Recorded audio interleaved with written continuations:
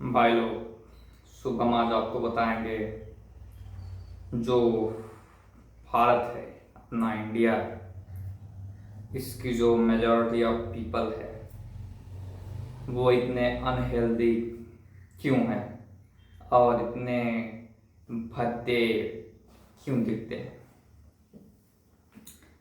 तो यार ये जो अपनी इंडिया की जो डाइट है, जो यहाँ लाइफ स्टाइल है, ये बहुत ही खराब है। हम इंडियन लोग क्या खाते हैं? कार्ब, ग्रेन्स, जितने भी ग्रेन हैं सभी में एंटीऑक्सीडेंट्स होते हैं और सभी इंडियन कार्ब एडिक्ट हैं, शुगर एडिक्ट हैं। शुगर और कार्ब एक ही हैं, तो इसीलिए ऐसे दिखते हैं। अब चूंकि पहले जो लोग कार्ब एडिक्ट, जैसे कार्बोहाइड्रेट खाते थे, रोटी चावल, जैसे हमारे ग्रैंडफादर लोग, तो वो चल लेते थे 10 किलोमीटर 15 किलोमीटर। मेरे बब्बा तो चलते ही थे 10 किलोमीटर 15 किलोमीटर। वो जाते थे वो अपना पंडिताई वाला काम करते थे, मतलब जो कि पूजा पाठ करवाना होता है, तो वो 10-15 किलोमीटर चल के जाते आते थे। तो इसलिए वे 95-98 तक जिए, यही कार्ब खा खा के उनको कोई बीमारी नहीं हुई। लेकिन अभी आजकल के ये जो, और वो आजकल के जो लोग ये सब खा रहे हैं वही चीज़, रोटी दाल चावल, बट ये लोग उतना चल नहीं रहे, काम नहीं कर रहे हैं, बस मोटरसाइकिल से या कार से आते जाते हैं, जो हमारी जनरेशन के हमारे जो अंकल लोग हैं। तो इसीलिए सभी को डायबिटीज़, हाइपरटेंशन और बीपी वगैरह की समस्या हो चुकी है।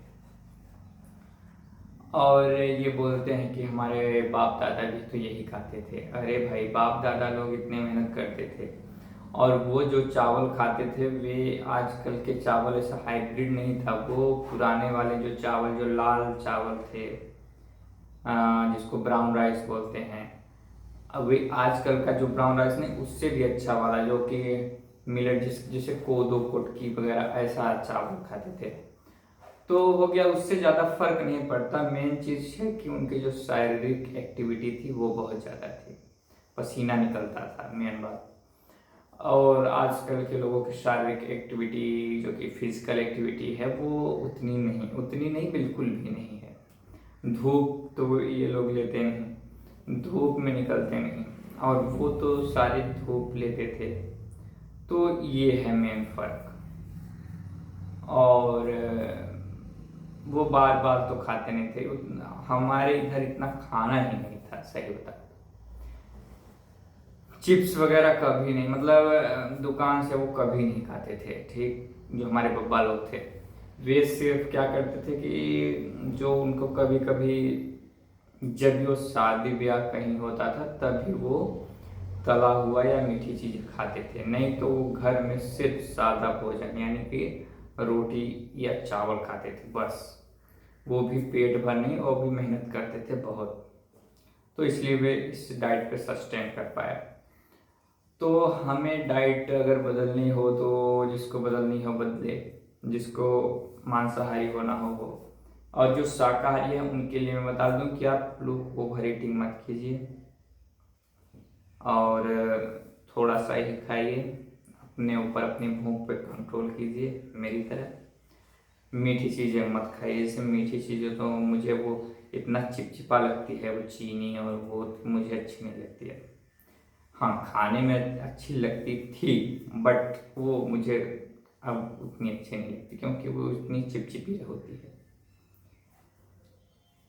तो वो शरीर के अंदर जाकर भी वो वही चिपचिपापन, वो सारे खून को गाढ़ा कर देती है, चिपचिपा बना देती है।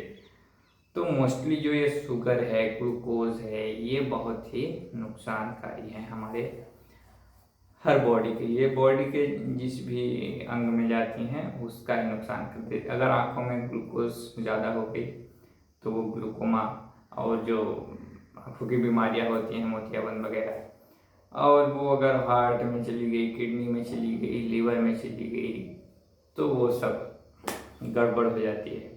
इसी सब से बीमारियाँ होती हैं। यहाँ तक कि कैंसर भी जो होती है वो फ्रुक्टोज और इसकी वजह से होती है। फ्रुक्टोज और ग्लूकोज की वजह से ही मेन फूड जो है कैंसर का वही होता है। तो ये है। और तो मुझे एक्चुअली में ये सब चीज़ें इसीलिए पसंद नहीं, मुझे फास्टिंग करना, मुझे खुद पे कंट्रोल करना बहुत पसंद है। तो ये तो हो गई हेल्थ की बात। अब बात करते हैं इंटरटेनमेंट की।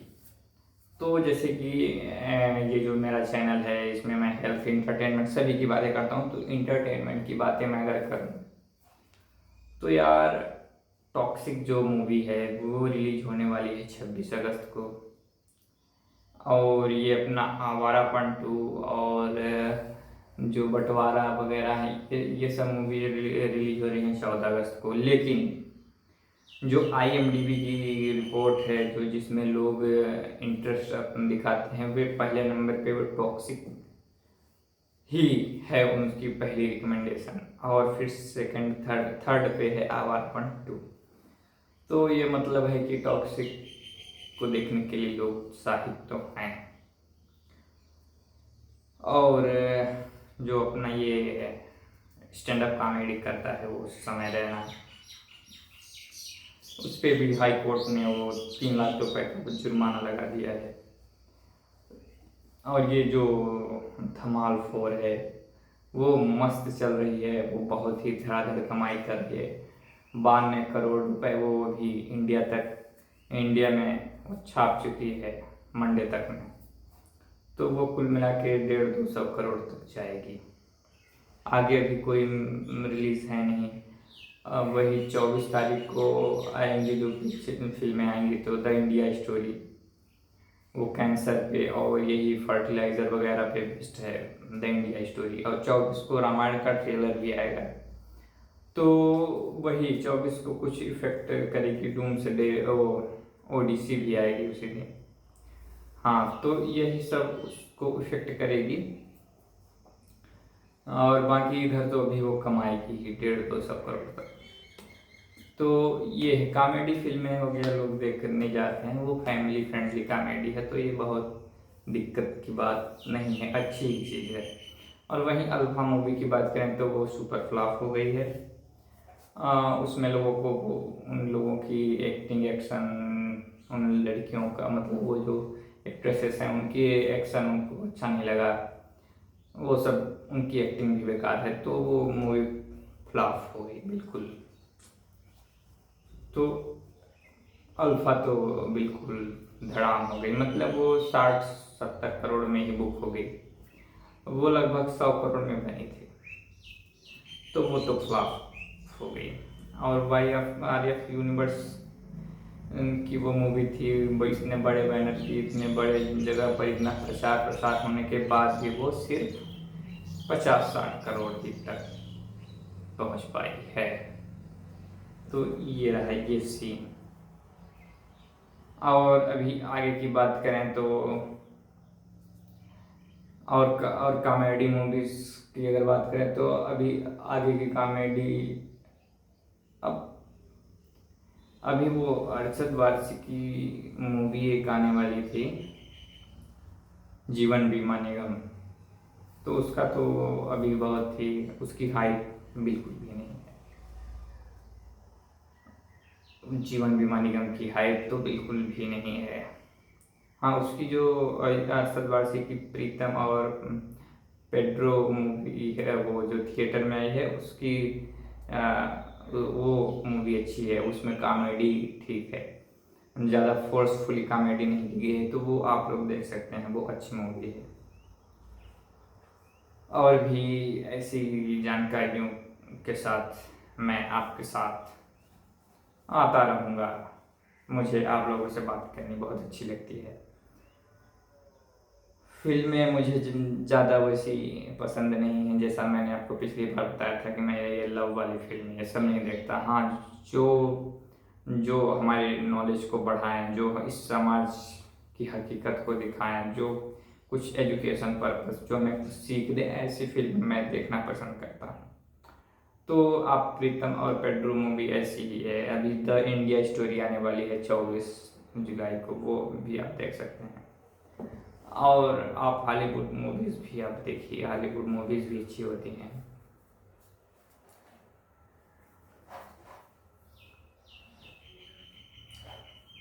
तो यही है।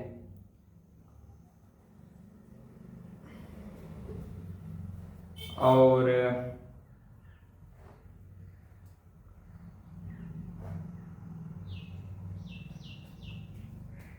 आप लोग अपने विचार बताएं कि आप लोग क्या सोचते हैं, क्या विचार रखते हैं, क्या देखना सुनना चाहते हैं, किस बारे में आपको जानना अच्छा लगता है।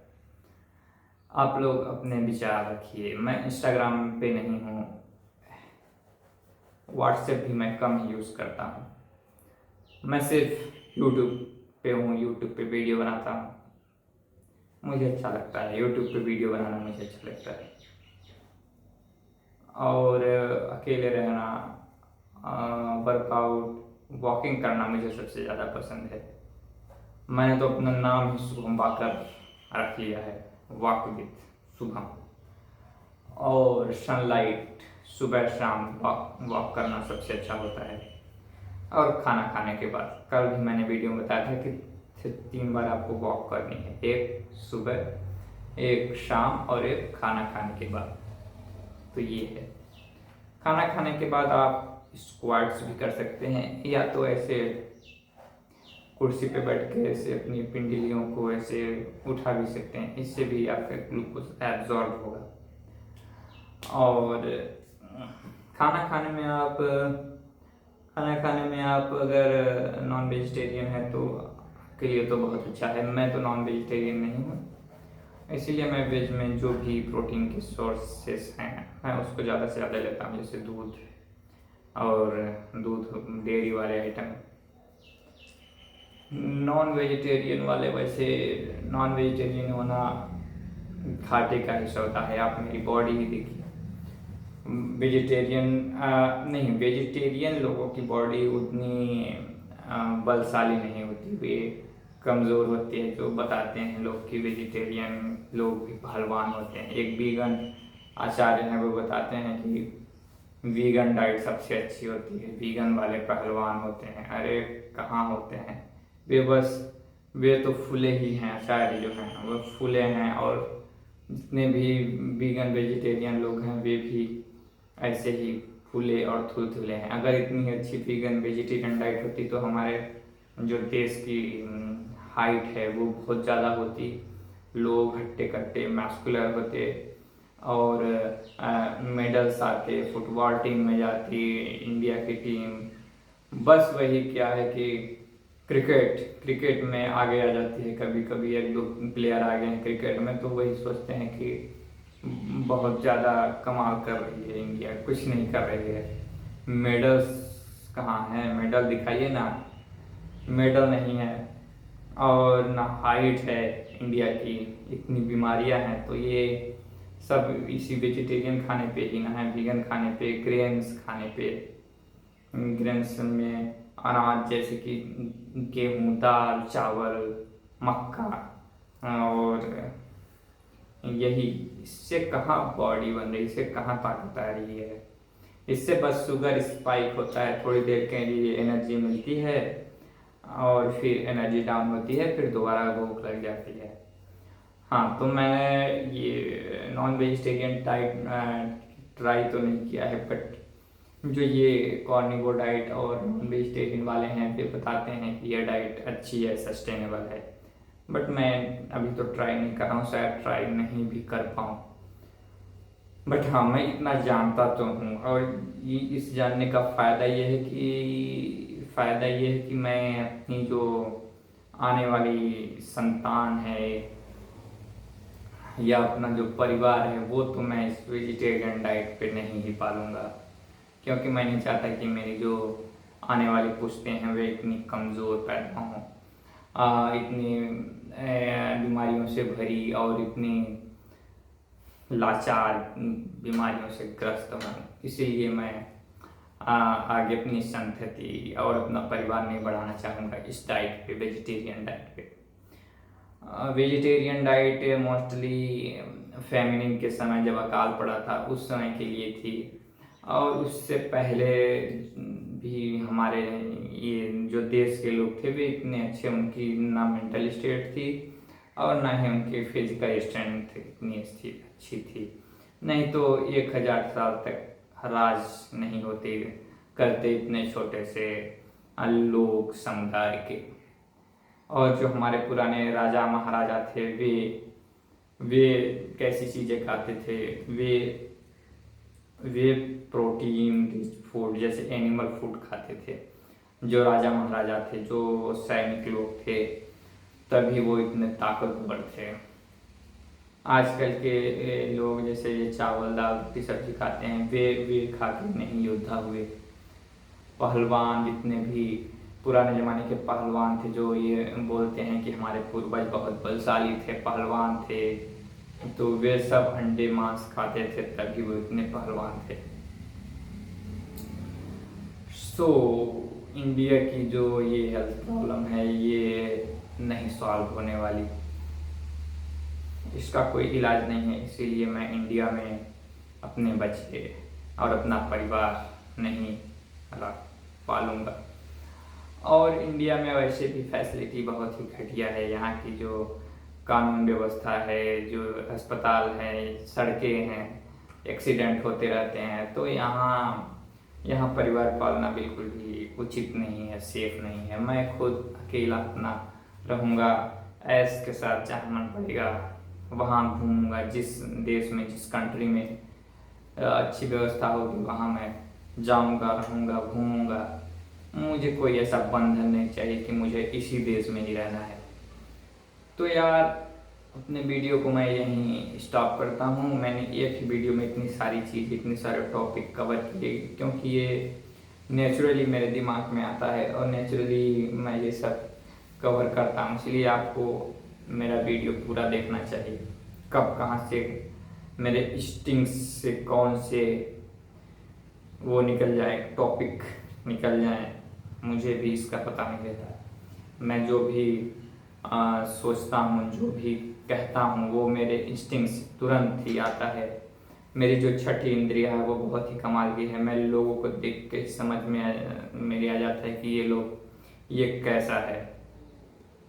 ऐसे मैंने बहुत से लोगों को देखा है और बहुत से लोगों को अपनी ज़िंदगी से हटा भी दिया, क्योंकि वो मुझे अच्छे लोग नहीं समझ में आए। तो यार यही है। और मुझे परिवार पालना वैसे भी पसंद नहीं है, मुझे अकेले रहना अच्छा लगता है। और मुझे लड़कियों और औरतों से वैसे भी ज़्यादा काम तो है नहीं, क्योंकि मुझे ना उनका बनाया खाना ही खाना है कार वाला, और ना ही बच्चे पैदा करने हैं। तो मुझे औरतों लड़कियों से काम ही किया है, इसीलिए वो फालतू में लाइबिलिटी ही है मेरी। इससे अच्छा मैं खुद पे इन्वेस्ट करूं, खुद की लाइफ को इम्प्रूव करूं, ये ज़्यादा मुझे अच्छा लगता है।